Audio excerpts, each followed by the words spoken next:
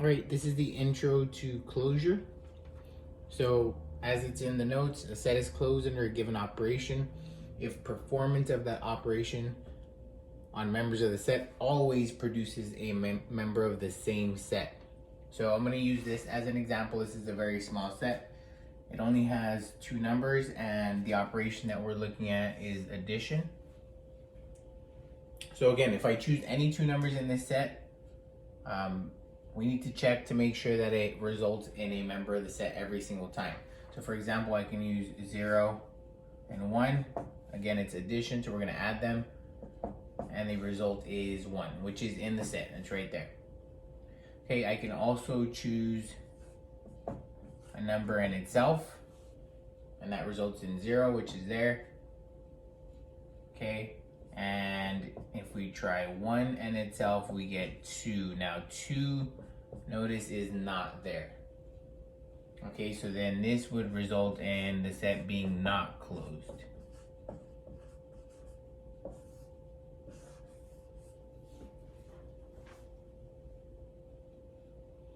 However, if we tried multiplication for the same set,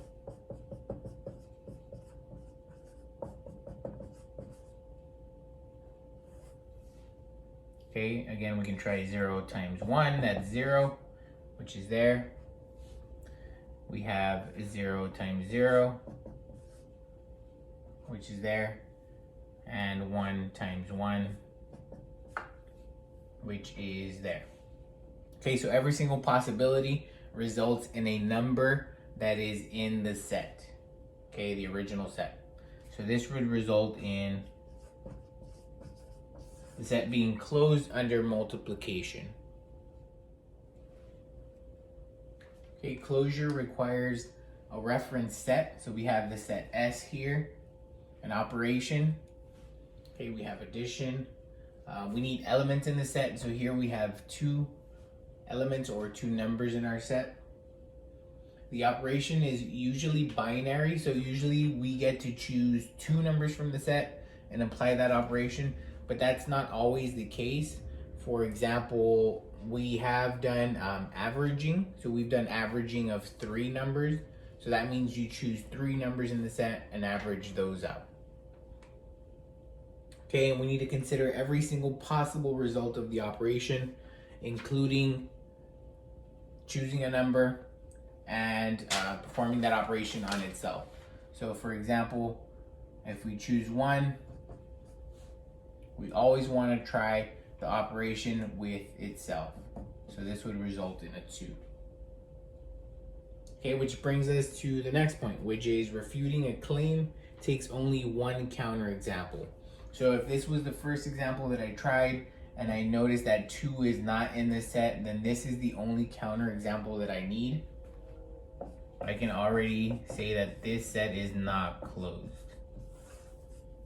I don't have to try any more examples. However, if you're proving that something is closed, you need to make sure that it works for every single possibility.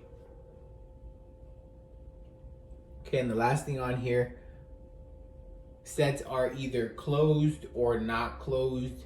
There is no such thing as open, so we don't want to see this here. There is no such thing. Okay, now we're gonna go ahead and get into some examples using some of the sets that we defined in the notes. Okay, we're gonna look at some that are finite, like this one. So finite just means that you can count how many terms are in there. And then we'll also look at some that are infinite. Okay, so it has a never-ending amount of numbers in them. Okay, there's a couple ways we can do these, a couple of different methods for finite sets. One of the methods that I like to use is a little table or chart. Okay, we're doing we're doing multiplication. Okay, and we're choosing 2 numbers each time to multiply. All right, so this will be the first number I choose, and this will be the second one. And then their products will go in the little boxes in between. All right, so for example, -1 times -1 results in +1, which is in the set. Awesome. 0 times -1 gives us 0, which is in the set. 1 times -1 gives us -1, which is in the set.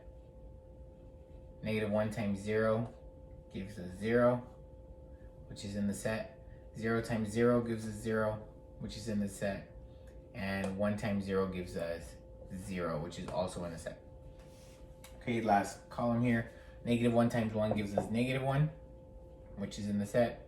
0 times 1 gives us 0, which is in the set. And last but not least, 1 times 1 gives us 1, which is in the set. So every single possible result is here in the chart in the middle. And notice all of those are numbers that are in the set, which shows that this is closed under multiplication. Again, it works for every single possible outcome.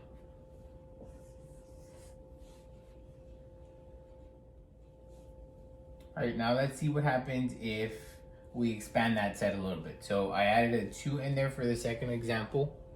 We're still trying to test multiplication, and I'm still going to use that same method, that box.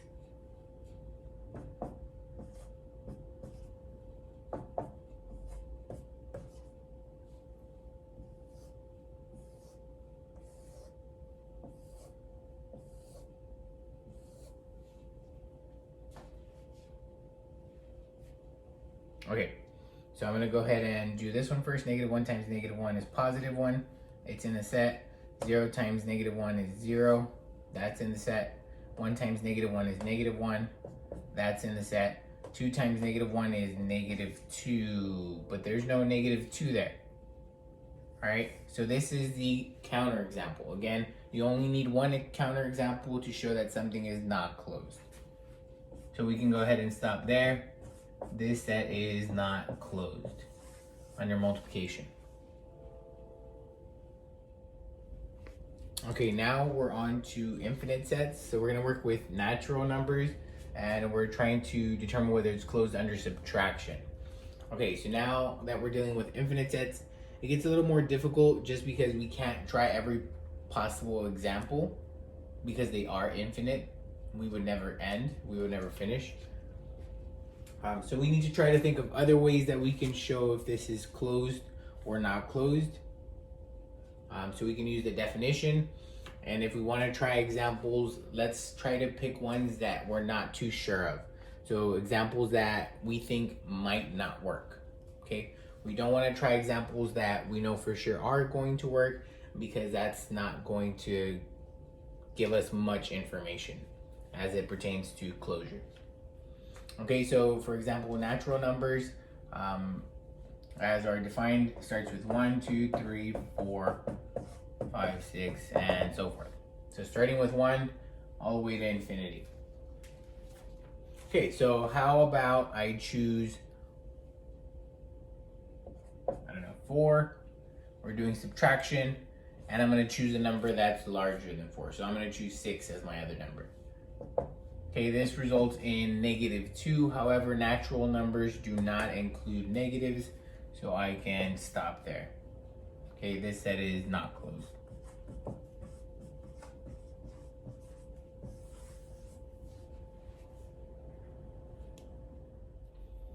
Okay, the next one includes the same set of numbers, natural numbers, but now we're trying to figure out if it's closed under addition. Okay, so in this instance, I would probably stay away from specific examples and try to use the definition instead.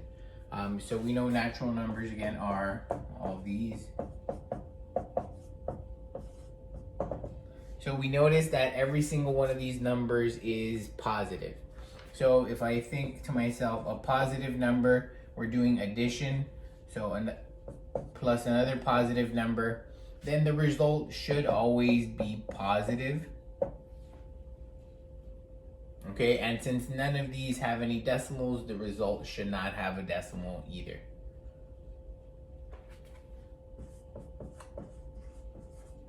Okay, so then this set would be closed under addition.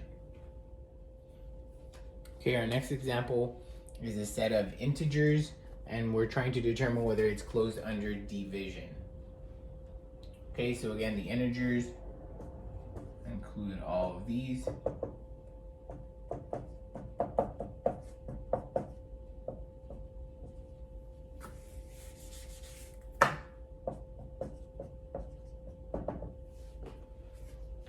All right, so in this one, I would approach it by choosing some examples. However, again, when you're trying to choose specific examples, try to go for the ones that you are unsure of, okay? The ones that may possibly not work, okay? Because you're trying to look for the counter example. Now, I'm gonna try just 1 and 2. Okay, so 1 divided by 2. I'm gonna rewrite it as a fraction, 1/2, or if you wanted to, you can even write it as a decimal, that is 0.5. Now, by definition, the integers have no decimals. So then this would not be an integer, which means this set would be not closed.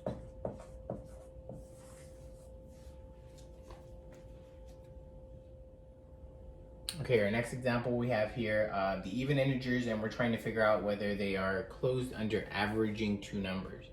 So averaging two numbers means I'm going to choose any two from in there, I'm going to add them together, and then divide by 2. That would be averaging. Okay, so I'm just going to go ahead and choose two random numbers, even numbers. I'm going to do 2 and 6. Okay, again, we're going to add them and divide by 2. That gives us 4, which is even, okay? But now, I can't just try one example, and I don't want to keep choosing random things. So notice, these two are not consecutive even integers, but what if I tried consecutive even integers?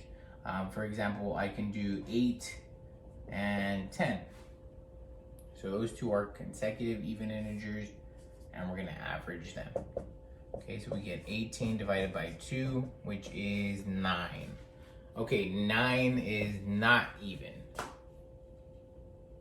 So that means that this set is not closed.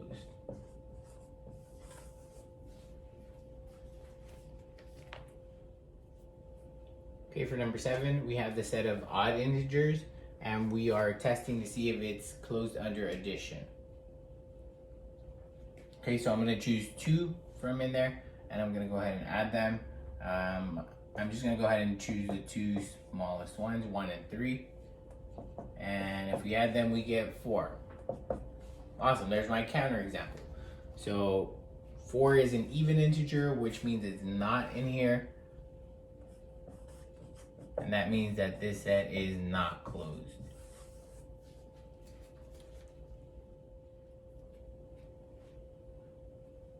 Okay, this next one, we have the prime numbers, and we are trying to determine if they are closed under addition. So again, the prime numbers are the ones that only have factors of 1 and themselves. So I'll write a short list of those here, 2, 3, 5, 7, 11. Those are the first 5 of them. We want to determine if they're closed under addition, so I'm going to just try some of these combinations here. I'm going to try 2 and 3, for example. That gives us 5, which is there. Okay, 5 is a prime number. Let me try these next two, 3 and 5, and that gives us 8. 8 is not a prime number. Notice it's missing in there. Okay, so I can go ahead and stop there. This would be not closed. Okay, our last example, we have the composite integers, and we are trying to determine whether it's closed under subtraction. Okay, so composite, again, are numbers that have at least 3 factors. So factors of 1 themselves and at least one other one. Okay, so it can have more than 3, but it needs at least 3. So the first few of these are 4, 6, 8, 9, 10, and then it continue in the positive direction. Okay. So I'm just going to go ahead and choose a couple of these, try different combinations, see if they all work. Okay, I'm gonna do 8 minus 4 gives us 4, which is there. Okay, so that one works. 9 minus 4 gives us 5. 5 is not there though. 5, remember, is prime. So I can go ahead and stop there.